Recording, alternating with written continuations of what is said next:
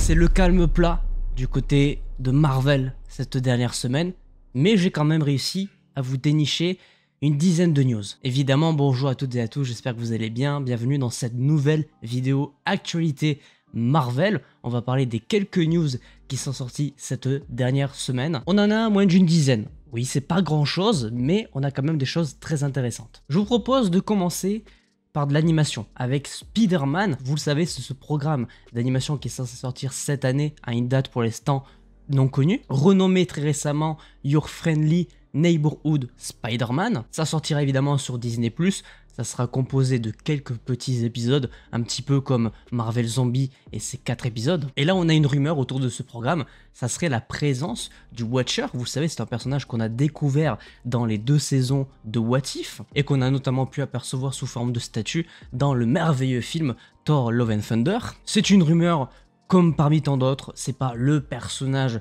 que je pense que la plupart des gens ont retenu, mais je pense que ça peut être intéressant de faire le lien entre les différents programmes d'animation, justement avec un personnage multiversel comme celui du Watcher. Pour rappel, c'est quand même le personnage qui veille sur l'équilibre du multivers. Le voir intervenir dans différents programmes d'animation, notamment Eyes of Wakanda, je pense que ça peut être une excellente idée. Toujours en animation, forcément on en parle chaque semaine et je vais continuer d'en parler jusqu'à la fin.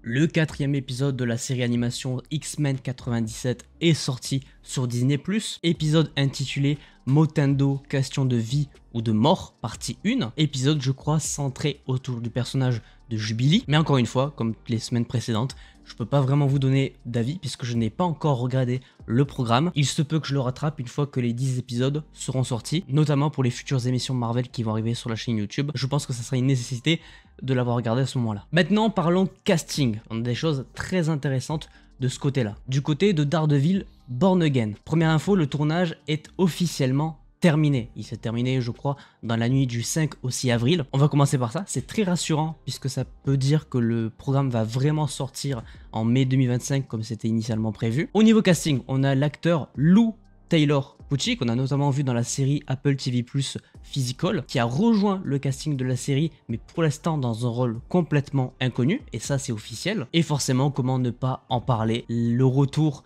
du tant attendu Punisher a été officialisé puisqu'on l'a vu sur le tournage avec des photos.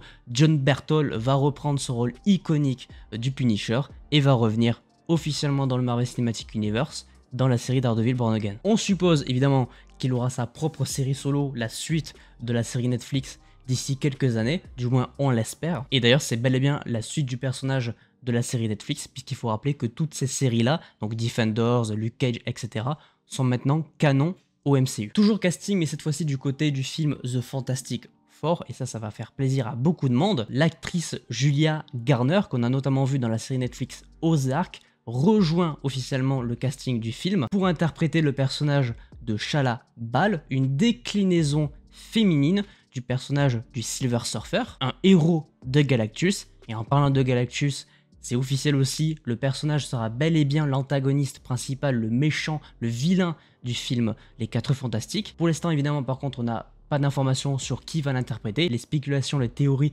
sont encore ouvertes. Je sais qu'il y a beaucoup de gens qui pensent à Javier Bardem, mais pour l'instant rien d'officiel. Ce qu'il est par contre, c'est que le personnage sera bel et bien dans le film. Pour en terminer avec les 4 Fantastiques, à l'occasion du 4 avril, qui signe donc le 4-4, Marvel Studios a fait la promotion de la Torche Humaine sous la forme d'une petite affiche. Pour rappel, c'est Joseph Quinn qui va l'interpréter dans le film qui sortira l'année prochaine.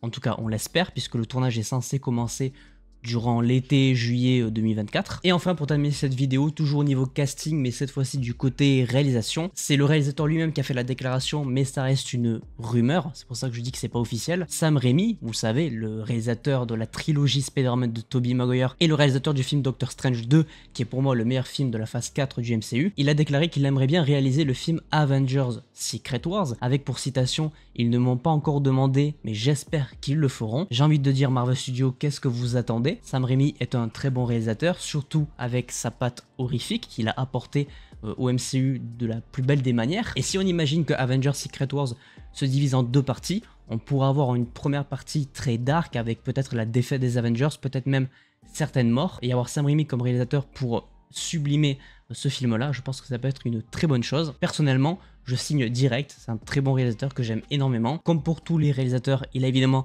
ses détracteurs, mais je pense que très honnêtement, 90 voire 95% des gens seraient ravis de voir Sam Raimi comme réalisateur de ce film-là. Marvel Studios, qu'est-ce que vous attendez? Et sur ce, malheureusement, pas plus de choses à vous dire. Il n'y a pas eu énormément de news Marvel cette dernière semaine. Dans tous les cas, évidemment, je vous retrouve la semaine prochaine, dimanche prochain, pour parler des prochaines actualités autour de l'univers Marvel. J'espère que celle-ci vous aura plu. N'hésitez pas à laisser un petit pouce bleu si c'est le cas, à vous abonner, activer la cloche pour ne pas manquer les prochaines vidéos. Et sur ce, portez-vous bien. C'était votre Captain. À la prochaine.